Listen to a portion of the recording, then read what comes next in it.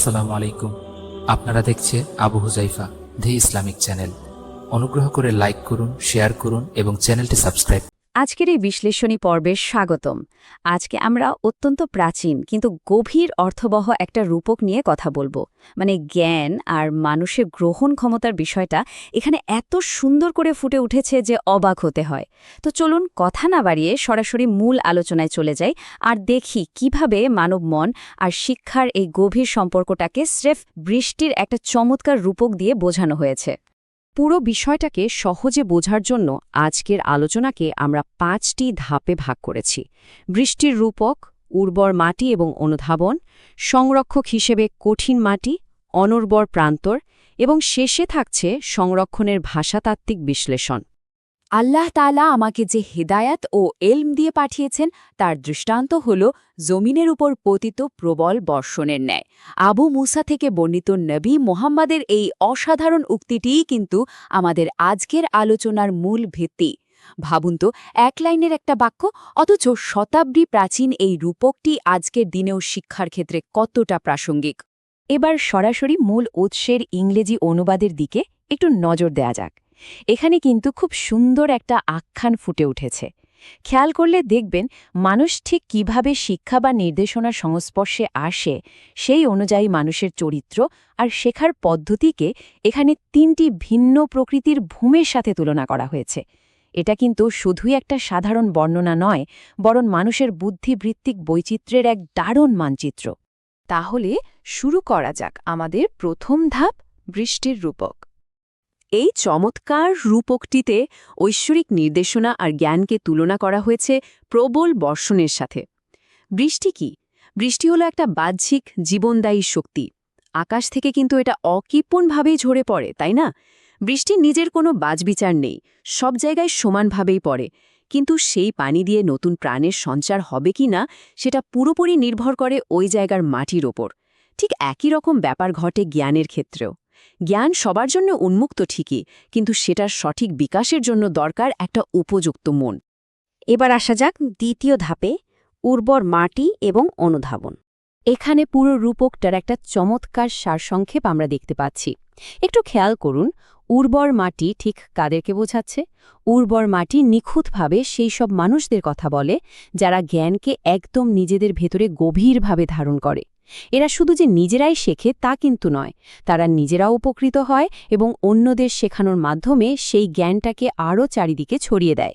উর্বর মাটি যেমন বৃষ্টির পানি শুষে নিয়ে প্রচুর ঘাসপাতার গাছপালা জন্মায়, এটাও ঠিক তেমনই। বলতে পারেন এটাই হলো শিক্ষার একেবারে সর্বোচ্চ পর্যায়।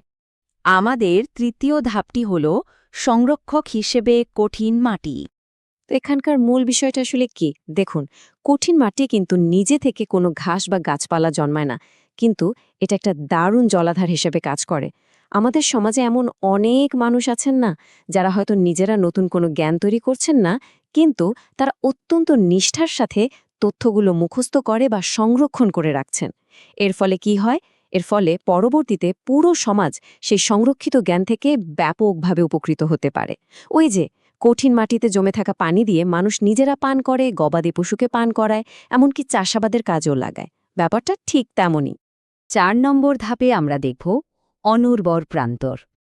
এই যে একটা পরিষ্কার বৈপরীত্য, এটাই কিন্তু এই পাঠের মূল নৈতিক শিক্ষাকে একদম জোরালোভাবে আমাদের সামনে তুলে ধরে। একদিকে আমরা দেখছি প্রথম ব্যক্তির সেই প্রাণবন্ত বিকাশ, যিনি শিক্ষার্থী হিসেবে জ্ঞান অর্জন করেন এবং তা ছড়িয়ে দেন। আর অন্যদিকে রয়েছে একেবারে শেষ উদাহরণটি, এমন একজন ব্যক্তি যিনি তার সামনে থাকা জ্ঞানকে পুরোপুরি উপেক্ষা করেন। তিনি নিজে তো কোনো উপকার পানই না, উল্টো সমাজের জন্য কোনো অবদান রেখে যেতে পারেন না। উৎস উপাদানের এই বাংলা অনুবাদটির দিকে তাকালেই দেখবেন অনুর্বর প্রান্তর হল একেবারে মসৃণ আর সমতল একটা ভূমি। এটা পানি আটকে রেখে অন্যদের সাহায্য করতেও পারে না, আবার নিজের বুকে কোনো ঘাস পাতাও জন্মায় না। এক কথায় বলতে গেলে এটা হলো সম্ভাবনার একটা চূড়ান্ত অপচয়। অগাধ জ্ঞানের সংস্পর্শে আসার পরও যে ব্যক্তি তা থেকে কিছুই নিতে পারে না, তার অবস্থা কিন্তু ঠিক এই অনুর্বর প্রান্তরের মতোই শূন্য। এবার চলে যাচ্ছি আমাদের শেষ ধাপে, সংরক্ষণের ভাষাতাত্ত্বিক বিশ্লেষণ। এখানকার এই ঐতিহাসিক পাদটিকাগুলো কিন্তু অত্যন্ত তাৎপর্যপূর্ণ। এগুলো দেখলে বোঝা যায় মূল লেখাটাকে অবিকৃতভাবে সংরক্ষণের জন্য কতটা সূক্ষ্মতা অবলম্বন করা হয়েছিল। মাটির বিভিন্ন বৈশিষ্ট্যের ভৌত রূপ ঠিক কেমন হবে তা বোঝাতে নির্দিষ্ট কিছু আরবি শব্দের ব্যবহার এখানে একেবারে স্পষ্ট করা হয়েছে, যা এই রূপকটিকে আরও নিখুঁত আর জীবন্ত করে তোলে। যেমন ধরুন, এখানে কা বলতে এমন সমতল ভূমিকে বোঝানো হয়েছে যা অনেকটা জলাধারের মতো সফলভাবে পানি আটকে রাখে, আর অন্যদিকে সফসাফ হল এমন ভূমি যা পুরোপুরি অনুর্বর। এই শব্দগুলোর পার্থক্য কঠিন মাটি আর অনুর্বর প্রান্তরের যে চাক্ষুষ চিত্রটা, সেটাকে আরও নিখুঁতভাবে আমাদের চোখের সামনে ভাসিয়ে তোলে। পানি আটকে রাখার ক্ষমতা আর পানিকে সম্পূর্ণ প্রত্যাখ্যান করার মাঝখানের এই ভাষাতাত্ত্বিক পার্থক্যটি সত্যি বলতে এক কথায় দারুণ। তো এই তিনটি চিরন্তন চরিত্রের দিকে ফিরে তাকালে কিন্তু মনের মধ্যে একটা গভীর প্রশ্নের উদয় হয়। আধুনিক শিক্ষা ব্যবস্থা আর আমাদের শেখার যে ঐতিহ্য, সেখানে কোন ধরনের ভূমি আমাদের বর্তমান অবস্থাকে সবচেয়ে ভালোভাবে তুলে ধরে? জ্ঞানকে শুধু তোতা পাখির মতো মুখস্থ করে রাখাই কি যথেষ্ট, নাকি তাকে উর্বর মাটির মতো নিজের ভেতরে অনুধাবন করে তারপর সমাজে ছড়িয়ে দেওয়ায় আসল সার্থকতা? এই রূপকটি কিন্তু শুধু অতীতের কোনো গল্প নয়, এটা জ্ঞানার্জনের ক্ষেত্রে আমাদের নিজেদের দৃষ্টিভঙ্গিকে যাচাই করার একটা শক্তিশালী মাপকাঠি। আশা করি এই বিশ্লেষণী পর্বটি বিষয়টিকে সবার কাছে স্পষ্ট করেছে। জ্ঞান অন্বেষণের এই সুন্দর যাত্রা অব্যাহত থাকুক।